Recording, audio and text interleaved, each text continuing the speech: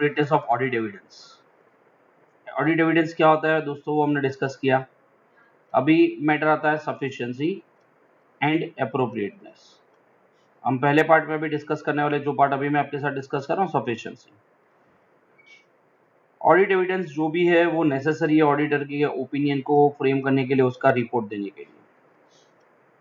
ये अपने आप में क्यूमुलेटिव नेचर का होता है। ऑडिट एविडेंस प्राइमरीली ऑब्टेंड किया कहाँ जाता है, तो प्रोसीजर्स आप ऑडिट के दौरान एडॉप्ट करते हो। ऑडिट प्रोसीजर्स में क्या क्या आता है, तो ऑडिट प्रोसीजर्स के अंदर क्या आता है, तो यहाँ पर आप देख सकते हो audit procedures to obtain audit evidence can include inspection, observations, confirmations, recalculations, re-performance and analytical process, often in some combination. Some combination मतलब confirmation plus observation, inspection plus observation, inspection plus confirmation, or inspection, observation, confirmation, recalculation, re-performance, analytical process, right? So these are known as what? Audit procedures. Audit procedures को follow करते हुए हम जो भी कुछ इकट्ठा करते हैं, ठीक है, वो ऑडिट एविडेंस होता है। और वो ऑडिट एविडेंस जो भी है, वो ऑडिट एविडेंस सफिशिएंट है या नहीं है, वो कैसे पता चलेगा। तो मैटर ये रहता है कि ऑडिट एविडेंस सफिशिएंट है या नहीं है, वो डिपेंड करता है कि वो ऑडिट एविडेंस कहाँ से आया है। ऑडिट एविडेंस जनरली दो टाइप के होते हैं। एक होता है इंटरनल, मतलब जो विद इन ऑर्गेनाइजेशन जनरेट हुआ होता है, और दूसरा होता है एक्सटर्नल, मतलब जो आउटसाइड जनरेट हुआ होता है। अगर ये ऑडिट एविडेंस जो भी है वो इंटरनल है, तो उस सर्कमस्टांसेस के अंदर वो ज़्यादा रिलायबल नहीं होता है, तो उसमें डिटेल में आपको सारी की सारी चीज़ें इकट्ठा करनी चाहिए, तब वो सफिशिएंट माना जाएगा। एक्सटर्नल जो है वो अगर आप कम भी इकट्ठा करते हो तो वो सफिशिएंट माना जाएगा।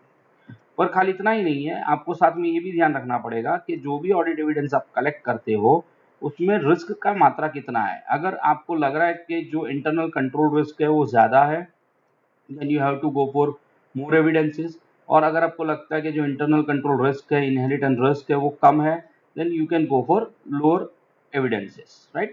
कभी कभी मैनेजमेंट के पास से हम कोई चीज़ मांगते हैं और मैनेजमेंट वो हमें नहीं प्रोवाइड करता है। जैसे कि आप यहाँ पर पैराग्राफ पढ़ोगे तो आपको दिखेगा कि आपने मैनेजमेंट से कुछ चीज़ें मांगी और मैनेजमेंट ने रिफ्यूज़ कर दिया। यहाँ क्लियर कट मैनर में कोई वर्ड दिख रहा है, मैनेजमेंट हैज़ रिफ्यूज। अगर मैनेजमेंट उस चीज़ को क्या कर देता है, रिफ्यूज़ कर देता है, तो व्हाट इन दैट सर्कमस्टांसेस, अगर मैनेजमेंट मान लो कि उस सर्कमस्टांसेस में उसको रिफ्यूज करता है, जैसे कि आप यहाँ पर देख पा रहे होंगे, मैनेजमेंट जो है उसको क्या कर रहा है, रिफ्यूज कर रहा है।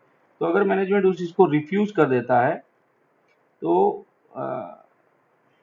सॉरी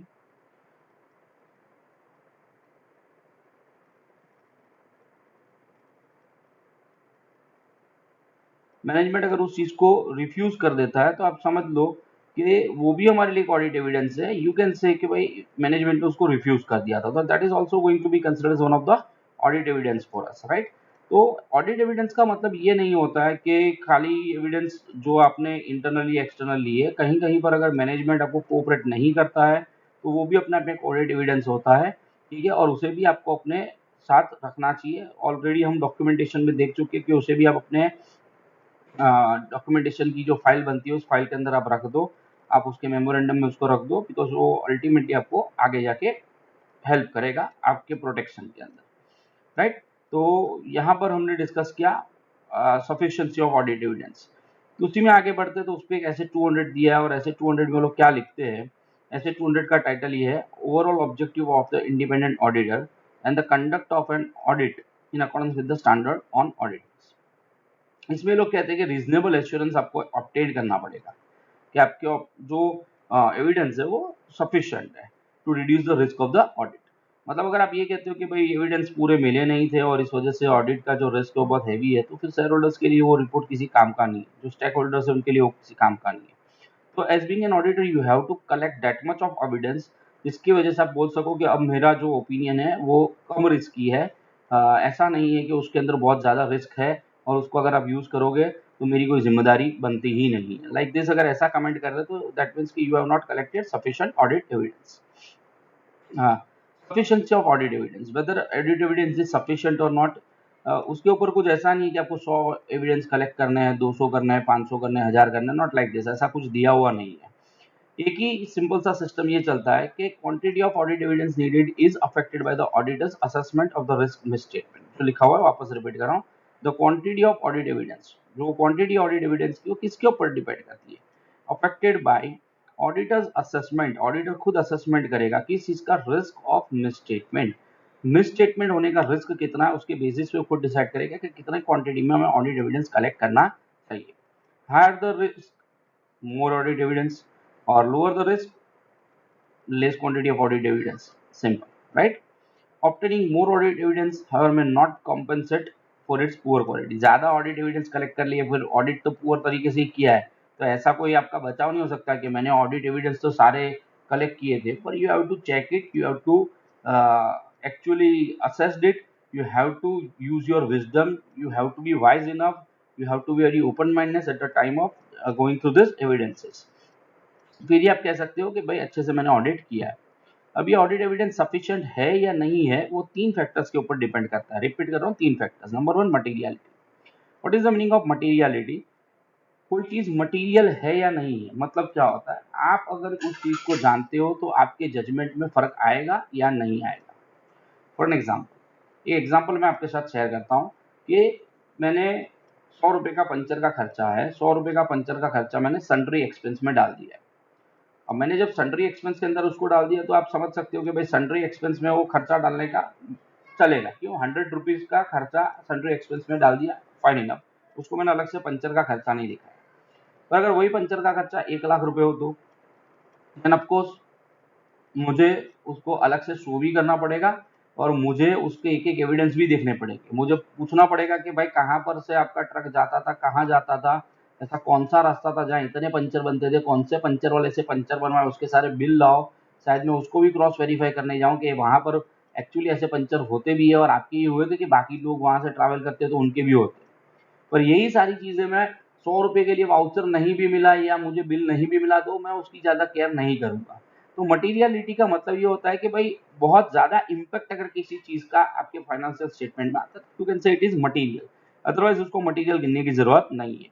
तो आपको देखना पड़ेगा अगर कोई चीज मटीरियल तो उसके पूरे एविडेंसेस अवेलेबल होने चाहिए। Second, risk of material misstatement.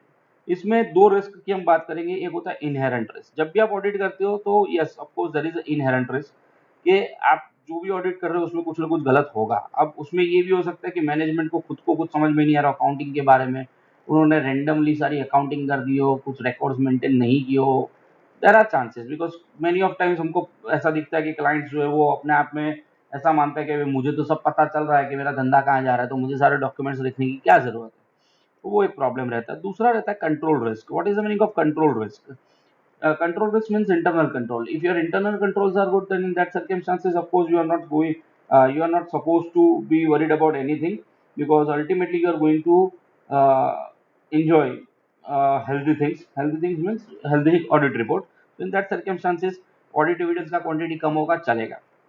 Internal control अगर weak है तो obviously you have to collect more and more audit evidences.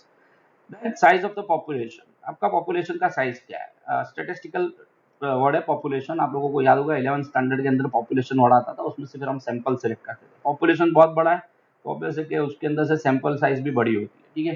फिर पॉपुलेशन का क्वालिटी भी देखना पड़ेगा। पॉपुलेशन 2 तरह के होते हैं, एक होता है होमोजीनियस, मतलब सब कुछ एक जैसा, और दूसरा होता है हेट्रोजीनियस। अगर पॉपुलेशन स्मॉल है, होमोजीनियस है, तो कम सैंपल में भी काम चल जाएगा। अगर पॉपुलेशन जो है वो लार्जर है, हेट्रोजीनियस है, तो ऑब्वियसली आपको उसके लिए ज़्यादा सैंपल्स लेने पड़ेंगे। एग्जाम्पल शेयर करते हैं, मान लो मैं किसी रेस्टोरेंट का ऑडिट कर रहा हूँ। अब रेस्टोरेंट का ऑडिट कर रहा हूँ, उसमें सेल्स बिल चेक कर रहा हूँ। ऑन एन एवरेज सबका बिल 1000 रुपये के आजू बाजू बनता है, 500 रुपये से लेकर 1000 रुपये के आजू बाजू। तो इन दैट सर्कमस्टांसेस एक ही तरह का बिल होगा, फूड का ही बिल होगा। तो यू कैन से दो large number of bills are there but it is homogeneous, तो उसमें मैं ठीक है कुछ सैंपल्स ले लूंगा तो इट विल बी फाइन। पर अभी उस चीज़ को आप थोड़ा अलग एंगल से देखो कि कोई बहुत बड़ा डिपार्टमेंटल स्टोर है जहाँ पर टूथब्रश भी मिलता है, जहाँ पर आपको गेहूँ चावल वगैरह भी मिलते हैं, कपड़े भी मिलते हैं, जूते भी मिलते हैं, ब्रांडेड वेयर्स भी मिलते हैं, तो यू कैन अंडरस्टैंड कि ये पूरा हेट्रोजीनियस है, ठीक है। तो उस सर्कमस्टांसेस में आपका सैंपल जो भी है वो भी हेट्रोजीनियस, मतलब आपको अलग अलग लेना पड़ेगा। तो आपका पॉपुलेशन का बेस जो है वो लार्ज भी है और हेट्रोजीनियस भी है, तो वहाँ पर आपके एविडेंसेस जो भी होंगे वो भी ऑब्वियसली बड़ी मात्रा में आपको लेने पड़ेंगे।